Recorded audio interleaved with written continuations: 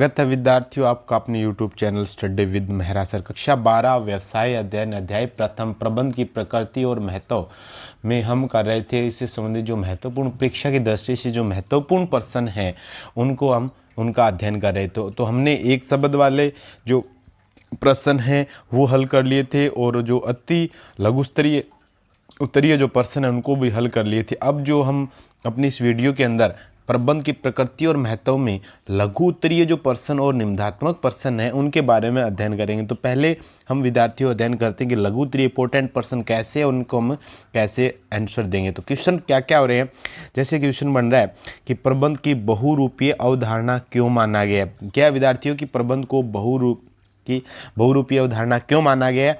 तो यानी देखिएगा कि प्रबंध को बहुआयामी अवधारणा इसलिए माना जाता है क्योंकि ये बहुत सी क्रियाएं शामिल होती हैं, उनमें 3 मुख्य क्रियाएं होती है।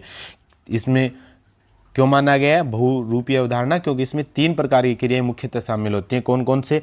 कार्य का प्रबंध किया जाता है, उद्देश्यों की प्राप्ति के लिए कार्य का प्रबंध किया जाता है। लोगों का प्रबंध, उद्देश्यों को प्राप्त करने, कर्मचारियों को व्यक्तिगत आवश्यकताओं को देखभाल करना, व्यक्तियों के समूह को देखभाल करना आदि आता है। परिचालन प्रबंध के अंदर आगतों का क्रय करना तथा उन्हें अर्धनिर्मित वस्तुओं में बदलना। यानी विभिन्न प्रकार की क्रियाएं शामिल होती है। विशेष रूप से 3 क्रियाएं कौन कौन सी होती है? कार्य का प्रबंध, लोगों का प्रबंध और परिचालन का प्रबंध। ठीक है, इसलिए क्या कहा गया इसे? कार्य का प्रबंध, लोगों का प्रबंध और परिचालन का प्रबंध, इसलिए इसे बहुरूपीय अवधारणा माना गया विद्यार्थियों। उसी तरीके से हम क्वेश्चन नंबर 2 लेते हैं कि प्रबंध की किन्हीं 3 विशेषताओं को समझाइए। किन्हीं 3 को बताना है, बिल्कुल सिंपल सा है विद्यार्थियों। हमने पढ़ाई था कि प्रबंध की मुख्य विशेषताएं क्या है। तो उसमें देखिए कौन कौन सी है कि प्रबंध के सिद्धांत गतिशील होते हैं, यानी ये गतिशील प्रक्रिया है। ये प्रबंध की एक महत्वपूर्ण प्रक्रिया है।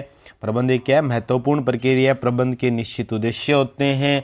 ये हर हमारे ये बहुआयामी है, बहुरूपीय अवधारणा। इस तरीके से विशेषताएं आप प्रबंध की बहुत सी हम अपने प्रत्येक जीवन में ये काम आती है। तो कुछ मुख्य विशेषताएं 3 प्रकार की, जैसे प्रबंध के सिद्धांत गतिशील होते हैं क्योंकि समय स्थान के अनुसार प्रबंध के सिद्धांत वो परिवर्तित होते रहते हैं। प्रबंध अपने समक्ष नित्य प्रतिउपस्थित समस्याओं को सूक्ष्म विश्लेषण करता है, तदनुसार गंभीर निर्णय लेकर उन्हें कार्यान्वित करता है। प्रबंधक सामाजिक परिवर्तन के साथ साथ प्रबंध तकनीकी में नवीनता लाने का प्रयास करता है। स्पष्ट होता है प्रबंध सामाजिक परिवर्तन को गतिशीलता प्रदान करता है। उसी तरीके से प्रबंध एक महत्वपूर्ण प्रक्रिया है। प्रबंध में नियोजन, क्रियान्वयन, नियंत्रण, समन्वय, अभिप्रेरणा, निर्देशन इत्यादि शामिल हैं, जिनकी सहायता से पूर्व निर्धारित लक्ष्यों को प्राप्त कर सकते हैं। यानी प्रबंध एक महत्वपूर्ण प्रक्रिया है। उसी तरीके से विद्यार्थियों प्रबंध के निश्चित उद्देश्य होते हैं।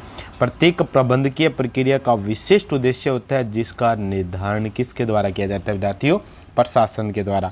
तो प्रबंध की कोई भी आप 2-3 विशेषताएं याद रख सकते हो और इंपॉर्टेंट क्वेश्चन है। प्रबंध की विशेषताओं के बारे में बहुत सी परीक्षाओं में पूछा गया है। उसी तरीके से विद्यार्थियों क्वेश्चन नंबर हम 3 है उसकी बात करते हैं। इंपॉर्टेंट जो क्वेश्चन आ रहा है हमारा वो क्या है कि जो प्रबंध है, प्रबंध के सहायक कार्यों का वर्णन कीजिए। मुख्य जो कार्य हैं वो आपको बताए रखे हैं। मुख्य कार्य जो प्रबंध के कौन कौन से हैं पढ़ा था हमने, पिछली वीडियो में पढ़ा था, चैप्टर में पढ़ा। कौन कौन से विद्यार्थियों आपको याद होगा? प्रबंध के मुख्य कार्य सबसे पहले योजना, नियोजन, योजना बनाना है, नियोजन होगा। लोगों का समूह को संगठित करना यानी संगठन होता है। उसके पश्चात क्या होता है विद्यार्थियों? उनकी नियुक्तियां की जाती है, उनको निर्देश दिए जाते हैं और उसका नियंत्रण किया जाता है। तो ये मुख्य है। बाकी सहायक कार्य कौन कौन से हैं? तो विद्यार्थियों सहायक कार्य कौन कौन से हैं? एक तो नव प्रवर्तन, एक होता है संप्रेषण और एक होता है निर्णय संस्था। तो सबसे पहले नव प्रवर्तन की अगर हम बात करें तो नव प्रवर्तन या नवाचार का आशय उत्पादन के लिए नई डिजाइन, एक नवीन उत्पाद विधि या नवीन विपणन तकनीक से है। नव प्रवर्तन प्रबंध का महत्वपूर्ण सहायक कार्य है। इस हेतु बड़े बड़े व्यापार गृह शोध विकास विभाग भी प्रत्यक्ष स्थापना करते हैं। यानी इसमें प्रबंध का इन कार्यों के अलावा समय समय पर रिसर्च किया जाता है, नई नई टेक्निक का विकास किया जाता है। ठीक है, तो नव प्रवर्तन हो गया। संप्रेषण या संदेशवाहन या संचार व्यवस्था अथवा संप्रेषण का अभिप्राय 2 या 2 व्यक्तियों के मध्य विचार तथा तथ्यों का आदान प्रदान करने से। तो ये भी छोटा क्वेश्चन बनता है कि संप्रेषण क्या है? 2 या 2 से अधिक व्यक्तियों के मध्य विचारों का आदान प्रदान करना है, क्या होता है विद्यार्थियों? संप्रेषण होता है। संप्रेषण के माध्यम से प्रबंधक संस्था के लक्ष्यों, उद्देश्य की नीतियों, आदेश के बारे में कर्मचारी से अवगत कराता है। यह प्रबंध की क्या एक आधुनिक तकनीक है। तो इस तरीके से ये थे हमारे प्रबंध के जो दो। उसके बाद आता है निर्णय। क्या रहा है? निर्णय। एक निर्णय लेना भी इसके अंदर शामिल है। तो निर्णय संस्था का उपक्रम का सहायक कार्य है। किस तरीके से कि निर्णय संस्था को उपक्रम क्रियाओं में परिवर्तन लेकर समापन तक सभी अवस्थाओं में निर्णय लेने पड़ते हैं। निर्णय एक बौद्धिक प्रक्रिया है जिसका सर्वश्रेष्ठ विकल्प का चयन किया जाता है। यह भी एक प्रबंध का महत्वपूर्ण कार्यों में से एक है। किसकी बात करें हम? निर्णय। तो ये थे विद्यार्थियों प्रबंध के कौन से कार्य? सहायक कार्य। ठीक है विद्यार्थियों, आगे जैसे question example number 4, example number 4 की अगर हम बात करें विद्यार्थियों, क्या दे रखा है प्रश्न में? उच्च स्तरीय प्रबंध के कार्य। प्रबंध के 3 स्तर होते हैं, उच्च स्तरीय, मध्य स्तरीय और निम्न स्तरीय। तो इसमें पूछा गया कि उच्च स्तरीय प्रबंध के क्या कार्य है। तो उच्च स्तरीय प्रबंध के निम्नलिखित कार्य होते हैं, क्योंकि ये सामान्य जो ऊंचे लेवल पर जो प्रबंधन का कार्य किया जाता है वो किसके द्वारा किया जाता है? उच्च स्तरीय, यानी जो नीतियाँ बनाई जाती है उच्च स्तरीय प्रबंध के द्वारा बनाई जाती है। या अगर हम कहें कि मुख्य जो उपलब्धियां का कारण या परिणाम हम जांचते हैं उच्च स्तरीय प्रबंध के द्वारा किया जाता है। कोई बजट आधारित या व्यवसाय की दीर्घकालीन दायित्व के जो प्रयास किए जाते हैं वो सारे के सारे उच्च स्तरीय प्रबंध के द्वारा ही किए जाते हैं। तो देखिए क्या क्या है कि उपक्रम के उद्देश्यों को निर्धारित करना, संस्था की ट्रस्टी के रूप में उसकी रक्षा करना, मुख्य अधिशासी का चयन करना, संस्था की उपलब्धियों में परिणामों की जांच करना, बजट को पारित करना, आय का उचित वितरण करना, महत्वपूर्ण विषयों पर विचार विमर्श करना, व्यवसाय की दीर्घकालीन स्थिति का प्रयास करना। यानी जो स्तरीय प्रबंध है, जो सबसे ऊंचे लेवल का प्रबंध है, वो जो नीतियां निर्धारित करता है वो सारे के सारे किस में आते हैं? उस स्तरीय प्रबंध की श्रेणी में आते हैं। उसी तरीके से प्रश्न पूछा गया कि मध्य स्तरीय प्रबंध के कार्य लिखिए। तो विद्यार्थियों बिल्कुल सिंपल सा है। इससे नीचे जो कर्मचारियों से कार्य करवाएगा उद्देश्यों को प्राप्त करने में जो निम्न स्तरीय जो प्रबंध है उसके और उच्च स्तरीय प्रबंध के बीच का जो कार्य कर रहा है वो कौन सा करता है? मध्य जो स्तरीय है प्रबंध है वो करता है। तो मध्य स्तरीय प्रबंध क्या करेगा? जो उच्च स्तरीय प्रबंध है उस की क्या करता है? हेल्प करता है। तो कैसे कि मुख्य अधिशासी क्रियाओं को सहायता प्रदान करता है, संचालनात्मक निर्णयों में सहयोग करता है, प्रतिदिन के परिणामों संपर्क बनाए रखना, उत्पादन की उपलब्धियों की समीक्षा करता है, उच्च स्तरीय प्रबंध द्वारा तय की सीमाओं के मध्य निर्धारित नीतियों का क्रियान्वयन करता है, अधीनस्थों के कार्यों का मूल्यांकन करता है, उद्देश्य की प्राप्ति हेतु योजनाएं तैयार करता है। उच्च व निम्न स्तरीय मध्य समन्वय और संप्रेषण का कार्य किसके द्वारा किया जाता है? मध्य स्तरीय प्रबंध के द्वारा ही किया जाता है। उसके बाद नेक्स्ट क्वेश्चन आता है निम्न स्तरीय प्रबंध के कार्य।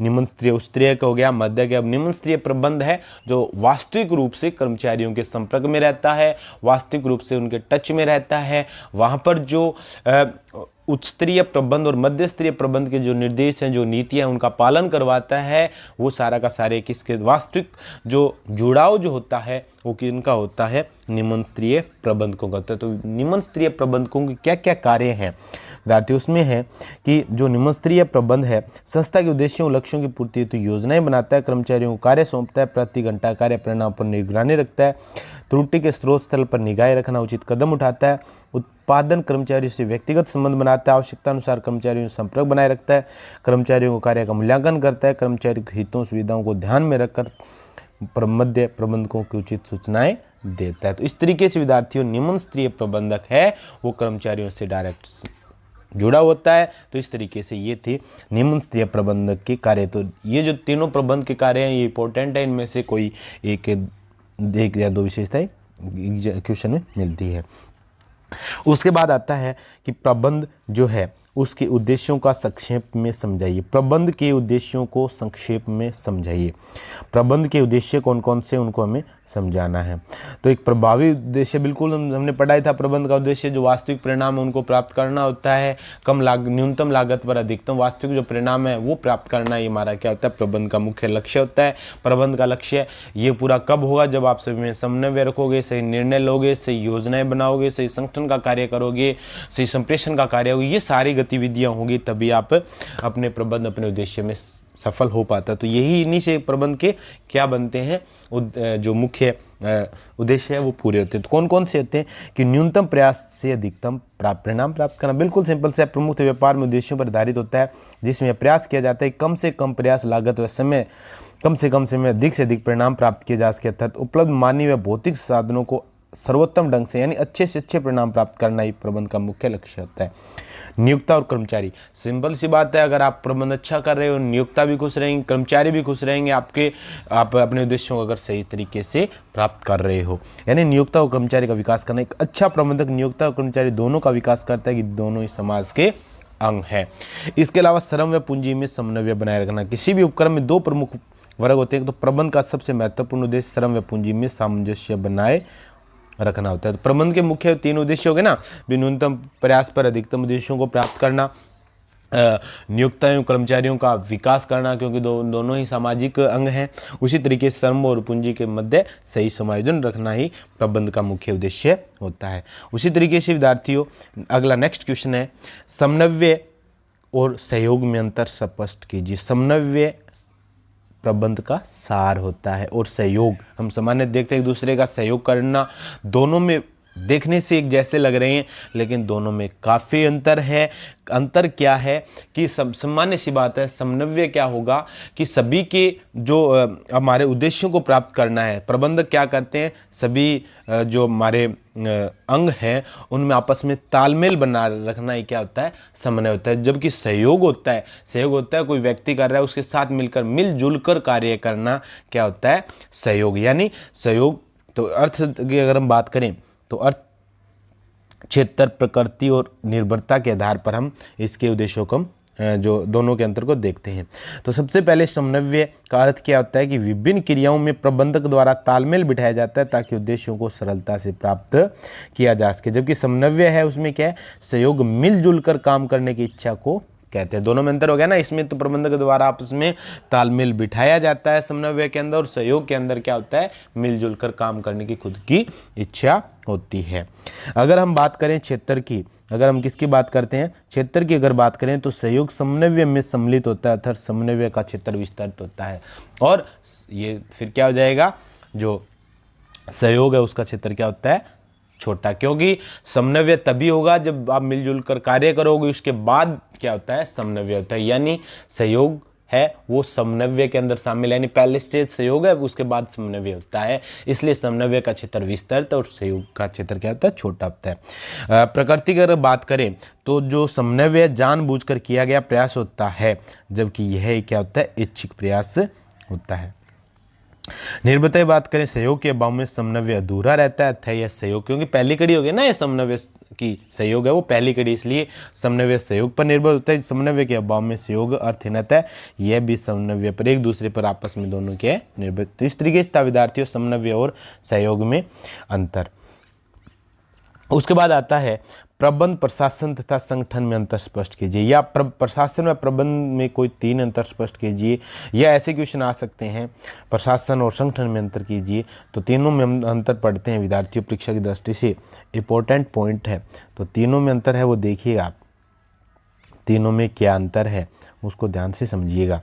तो सबसे पहले क्षेत्र की बात करें तो प्रबंध का क्षेत्र नीतियों क्रियान्वयन तक विस्तृत होता है, नीतियां बनाना और उनका क्रियान्वयन तक विस्तृत होता है।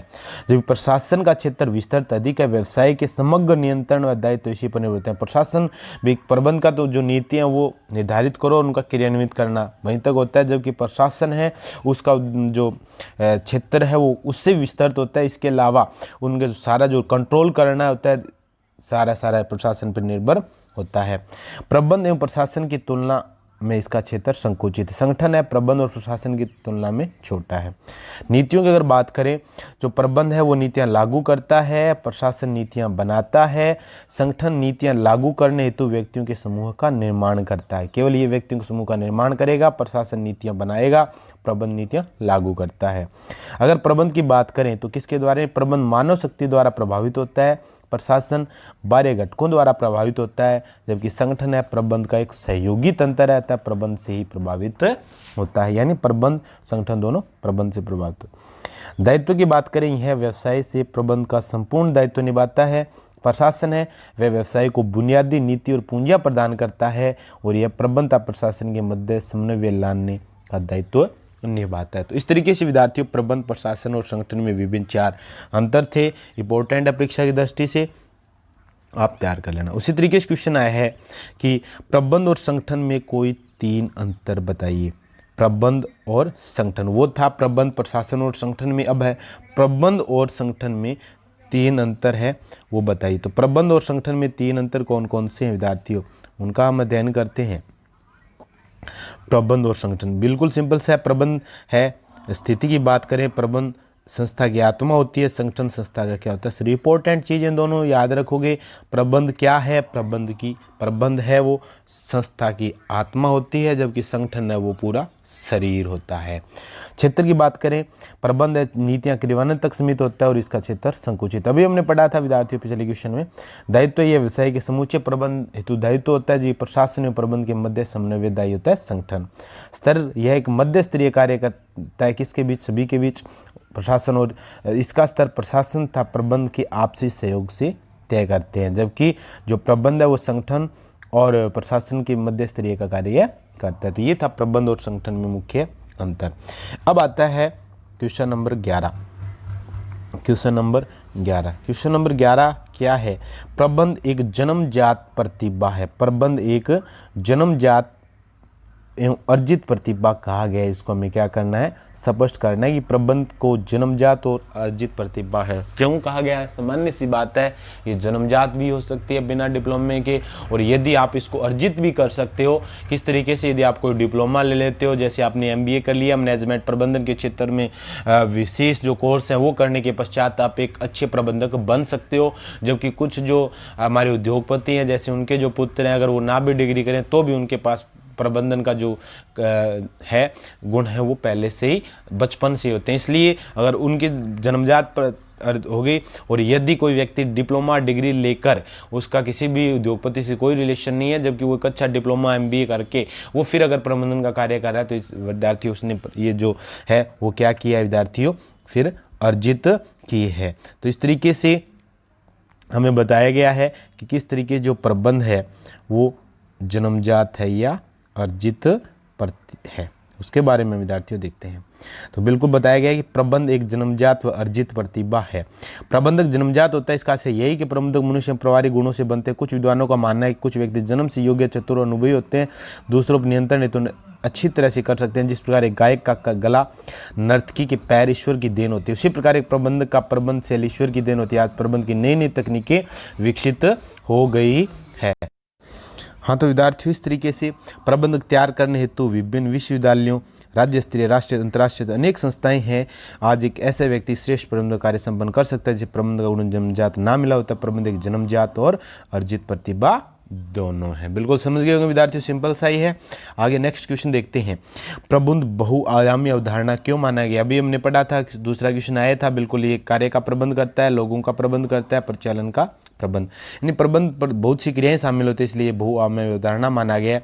कौन कौन सी, इसके अंदर उद्देश्यों को प्राप्ति के लिए कार्यों का प्रबंध किया जाता है, लोगों का प्रबंधन किया जाता है, और अंतर कार्य करना और अर्जित निर्मित वस्तुओं में आता है, यानी परिचालन का प्रबंध इसके द्वारा किया जाता है। बिल्कुल सिंपल सा क्वेश्चन था।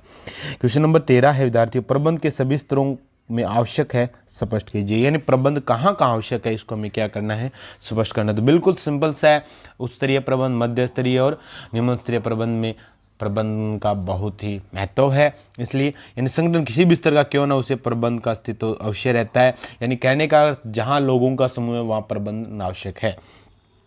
सामान्य प्रबंध के 3 स्तर होते हैं, उच्च, मध्य और निम्न स्तरीय। उच्च स्तर पर संचालक मंडल और जनरल मैनेजर प्रबंधकीय कार्य करते हैं, जबकि मध्य स्तर पर विभिन्न विभागों के विभाग प्रमुख, वित्त विभाग है, क्रय विभाग है, विक्रय विभाग है, उनके विभाग प्रमुख है, वो आप वहाँ प्रबंधन करते हैं। निम्न स्तरीय निर्णयों में अपेक्षा पर्यवेक्षण जो संबंधी कार्य अधिक किए जाते हैं। इस प्रकार संगठन के सभी स्तरों पर प्रबंधन क्या है, आवश्यक है। एग्जाम्पल नंबर, क्वेश्चन नंबर अगर हम 14 की बात करें विद्यार्थियों, क्वेश्चन नंबर 14 नंबर क्वेश्चन हमें क्या दे रखा है विद्यार्थियों, पढ़ेंगे इसको कि प्रबंध के विभिन्न स्तरों का वर्णन कीजिए। एक बार फिर रिपीट आ गया, प्रबंध के विभिन्न, बड़ा क्वेश्चन है, रिपीट करना है। तो प्रबंध के 3 स्तर बताए थे। उच्च स्तरीय प्रबंध क्या होता है कि किसी उपक्रम के प्रबंध स्तरों में उच्च स्तरीय प्रबंध का स्थान सर्वोपरि होता है। एक वृत्त आकार के उपक्रम के उद्देश्य नीतियों को सामान्य संचालक मंडल द्वारा निर्धारित किया जाता है। संचालक मंडल के कार्यों को वास्तविक निष्पादन प्रबंध संचालक या महाप्रबंधक करते हैं, जिससे मुख्य अधिशासी कहते हैं। मुख्य अधिशासी का मुख्य कार्य संचालक मंडल द्वारा, जो संचालक मंडल है उनकी द्वारा जारी जो निर्देश हैं, नीतियां हैं, उनको जारी करना और उद्देश्यों की प्राप्ति हेतु आवश्यक क्रियाएं करना होता है। उसी तरीके से विद्यार्थियों अगर हम बात करते हैं दूसरा मध्य स्तरीय प्रबंध, किसकी बात अगर हम करें मध्य स्तरीय प्रबंध, उसकी अगर हम बात करें तो मध्य स्तरीय प्रबंध 1940 दशक में मेरी कुशिंग नाइल्स की मध्य स्तरीय प्रबंध विचारधारा को विकसित किया गया। किसके द्वारा? 1940 के दशक में मेरी कुशिंग नाइल्स ने, ठीक है जी, मेरी कुशिंग नाइल्स ने 1940 में। इस तरह में विभागीय प्रबंधक जैसे उत्पादन प्रबंधक, विपणन प्रबंधक, वित्त प्रबंधक, कर्मचारी तथा इनमें सम्मिलित नीचे के अधिकारी जिनमें अधीक्षक, उपाध्यक्ष आदि शामिल है, उनको शामिल किया गया है। उसी तरीके से तीसरे की बात अगर हम करें विद्यार्थियों, हम बात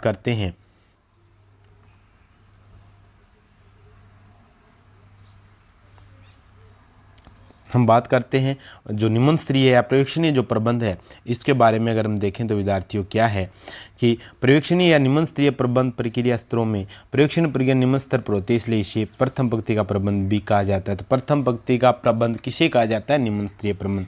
इस तरह का मुख्यतः फॉरमैन है, पर्यवेक्षक है, कार्यालय पर्यवेक्षकों को शामिल किया जाता है। उस स्तरीय प्रबंधकों का मुख्य कार्य देखना होता है कि उन्हें अधीनस्थ कर्मचारियों ने कार्य ठीक ढंग से किया नहीं। इस तरह के प्रबंधकों कार्य कर्मचारियों को नीतियां स्पष्ट करना, आवश्यक स्तर पर मामले निर्धारित करना, निर्देश देना, मार्ग प्रस्तुत करना, विवरण देना आदि इनमें शामिल होता है। क्वेश्चन नंबर 15, मध्य स्तरीय प्रबंध के बारे में हमने अभी पढ़ा था, थोड़ा सा और रिपीट कर देते हैं एक बार कि मध्य स्तरीय प्रबंध क्या है, इसके कार्य बताइए। मेरी कुशिंग नाइल्स ने मध्य स्तरीय प्रबंध विचारधारा को विकसित किया। इस तरह में विभाग, प्रबंध, उत्पादन, विपणन सारे शामिल होते हैं।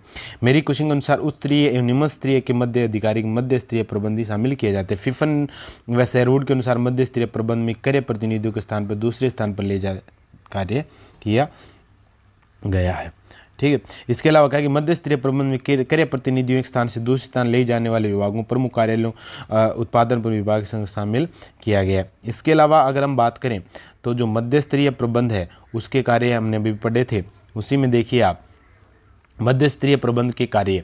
मध्य स्तरीय प्रबंध के अधिशासी क्रियाओं का सहयोग करना, संचालनात्मक निर्णयों में सहयोग करना, प्रतिदिन परिणामों में सहयोग, संपर्क बनाए रखना, उत्पादन की उपलब्धियों की समीक्षा करना, समय समय कार्यों का मूल्यांकन करना।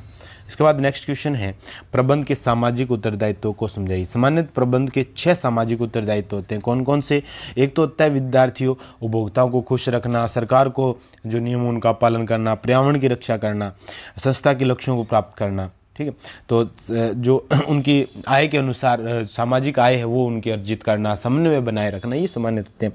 तो उसमें विद्यार्थी सबसे पहले आता है कि उपभोक्ता के प्रति उपभोक्ता को पर्याप्त मात्रा में श्रेष्ठ क्वालिटी की सस्ती वस्तुएं सेवाएं उचित समय पर उपलब्ध कराना ही प्रबंध का मुख्य सामाजिक उद्देश्य होता है। सरकार के प्रति सरकार द्वारा प्रतिपादित नीतियों, नियमों, कानून का पूर्ण रूप से पालन कर एवं करों का भुगतान करना भी क्या होता है, भी इसका मुख्य उद्देश्य की श्रेणी में आता है। इसके अलावा अगर हम देखें तो विद्यार्थियों पर्यावरण के जो विभिन्न क्षेत्र है, विभिन्न प्रदूषणों को रोकने हेतु उचित उपाय करना, वृक्षारोपण सरकार द्वारा चलाए जा रहे पर्यावरण की योजनाओं में सहयोग करना। इसके अलावा आपके उनके जो जीवन स्तर है, समाज का जीवन स्तर है, उसको भी बढ़ाना प्रबंध का ही एक मुख्य सामाजिक कार्य है। राष्ट्रीय आय में वृद्धि करवाना, यानी जो उपलब्ध संसाधन उनका सही तरीके से उपयोग करना ही क्या है, प्रबंध का उद्देश्य है। तो इस तरीके से प्रबंध के सामाजिक उद्देश्य हैं वो होते हैं। इसके अलावा अगर हम बात करें जो प्रबंधक हैं और जो कर्मचारी हैं, उनके जो वास्तविक उनकी जो पूंजी का निर्माण करना है या उनका जो वास्तविक जो उनका लाभ देय है वो सही टाइम पे दिलाना, या कर्मचारियों के जीवन स्तर में प्रवृद्धि करना, और प्रबंधक और कर्मचारी के दोनों की जो सुविधाएं उनको पूर्ण करना ही प्रबंध का कार्य होता है। ये भी एक सामाजिक उत्तरदायित्व है। तो आगे फिर अति लघुत्रात्मक और लघुत्रात्मक बाद नियमात्मक क्वेश्चनों के साथ अगली वीडियो में फिर मिलेंगे परीक्षा से संबंधित इंपॉर्टेंट क्वेश्चनों के साथ। तब तक के लिए धन्यवाद।